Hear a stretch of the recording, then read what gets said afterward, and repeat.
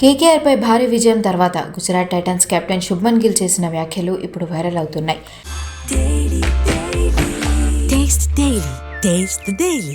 కోల్కతాపై గెలిచిన అనంతరం player of the match అవార్డును అందుకున్న గిల్ తన మనసులోని మాటలను బయటపెట్టాడు.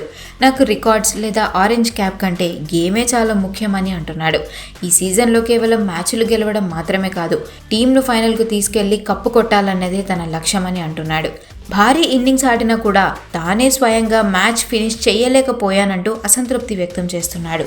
నేను క్రీజ్లో ఉండి మ్యాచ్ ఫినిష్ చేసి ఉండాల్సింది. కరెక్ట్ టైంలో అవుట్ అయినందుకు కాస్త నిరాశపడ్డాను. ఒకవేళ మరో 2 ఓవర్ల ముందే మ్యాచ్ ముగించి ఉంటే రన్ రేట్ మాకు కలిసొచ్చేదని చెప్పుకొచ్చాడు. డెత్ ఓవర్స్లో Mohammed Siraj, Kagiso Rabada spell super అంటూ అన్నాడు. వికెట్స్ తీయాలనే పాజిటివ్ మైండ్ సెట్తోనే బౌలింగ్ మార్పులు చేసినట్లుగా వెల్లడించాడు.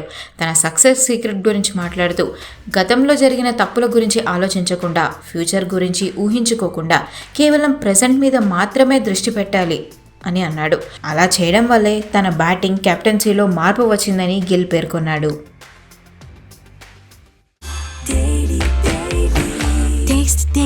Taste the Daily.